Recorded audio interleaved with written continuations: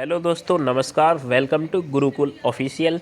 मेरा नाम है अनूप छोकर और मैं हाजिर हूँ आपके लिए स्कोर बूस्टर सीरीज़ का पार्ट 6 लेकर। भारत का भूगोल हम इसमें कवर कर रहे हैं। महेश कुमार वर्णवाल जी की पुस्तक से वस्तुनिष्ठ प्रश्नों की श्रृंखला लगातार जारी रहेगी। आपका सपोर्ट हमारे चैनल पर यूँ ही बना रहना चाहिए। चैप्टर 6 जो कि पेट एग्ज़ाम, आने वाले रीट एग्ज़ाम और आने वाले सभी एग्ज़ाम्स जिनमें स्ट्रेटेजी के का पोर्शन पूछा जाता है, आपके लिए काफ़ी महत्वपूर्ण होने वाला है।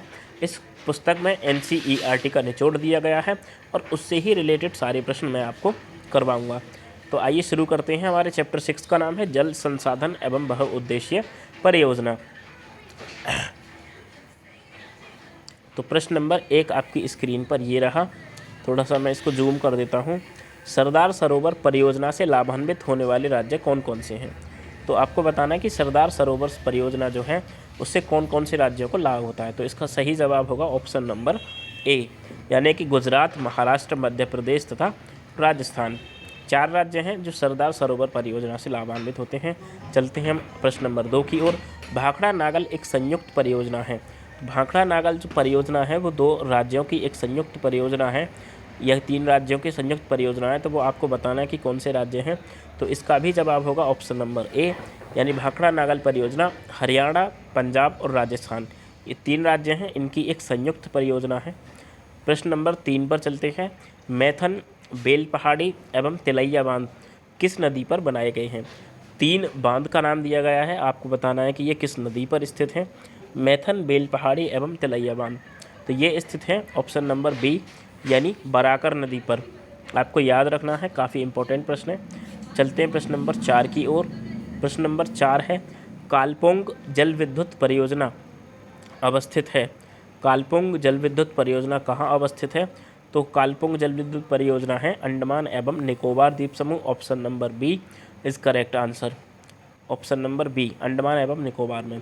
मैं आपको बताना चाहूँगा, कालपोंग जल विद्युत परियोजना अंडमान और निकोबार द्वीप समूह की प्रथम जल विद्युत परियोजना है। इसका निर्माण कालपोंग नदी पर किया गया है और यह 5.25 मेगावाट की क्षमता की परियोजना है। चलते हैं प्रश्न नंबर 5 की ओर। पोंग बांध जो है वो किस नदी पर बनाया गया है? प्रश्न नंबर 5, पोंग बांध बनाया गया है ऑप्शन नंबर डी, यानी ब्यास नदी पर। पोंग बांध किस नदी पर है? ब्यास नदी पर।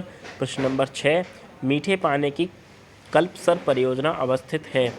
तो मीठे पानी की जो कल्पसर परियोजना है वो अवस्थित कहाँ पर है? वो है ऑप्शन नंबर ए, गुजरात में। चलते हैं प्रश्न नंबर 7 की ओर। दक्षिण भारत में सिंचाई व्यवस्था का अग्रदूत किसे माना जाता है? तो दक्षिण भारत में जो सिंचाई व्यवस्था का अग्रदूत माना जाता है वो है option number A, sir Arthur cotton. Sir Arthur cotton को दक्षिण भारत में सिंचाई व्यवस्था का अग्रदूत माना जाता है।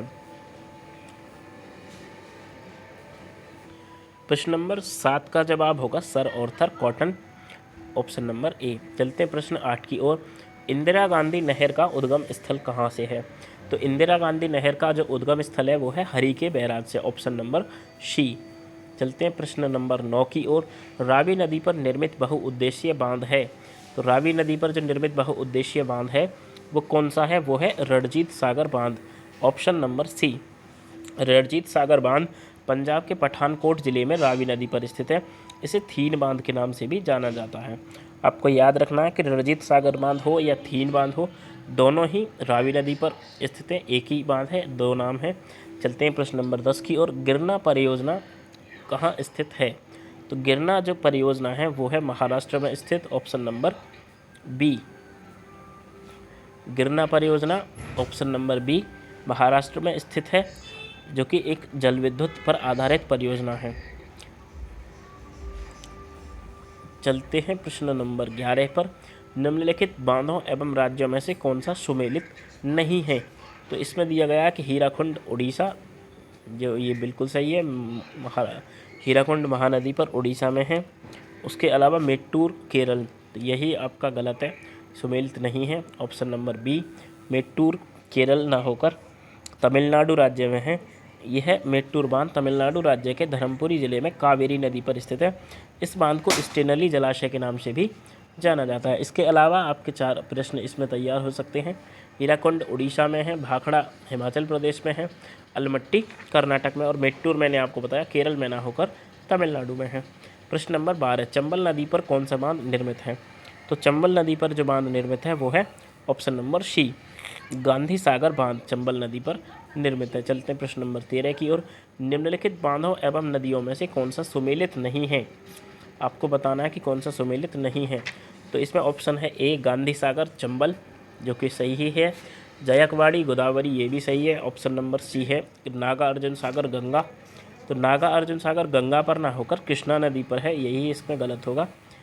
नागा अर्जुन सागर बांध आंध्र प्रदेश राज्य में कृष्णा नदी पर स्थित है। इस बांध से निर्मित झील विश्व की तीसरी सबसे बड़ी कृत्रिम झील है। और चौथा दिया गया है टिहरी, जो कि भागीरथी नदी पर है, ये भी सही है। प्रश्न नंबर 14 है, विश्व का सबसे ऊंचा गुरुत्व बांध कौन सा है? ध्यान दीजिएगा, प्रश्न में लगा हुआ है गुरुत्व बांध कौन सा है। तो प्रश्न 14 का आंसर होगा ऑप्शन नंबर सी, भाखड़ा बांध, जो कि विश्व का सबसे ऊंचा गुरुत्व बांध है। प्रश्न नंबर 15, हीराकुंड बांध किस नदी पर बनाया गया है? ये प्रश्न पहले भी आया था इसी वीडियो में, अब दोबारा से आप समझ सकते हैं कि कितना इम्पोर्टेंट प्रश्न है।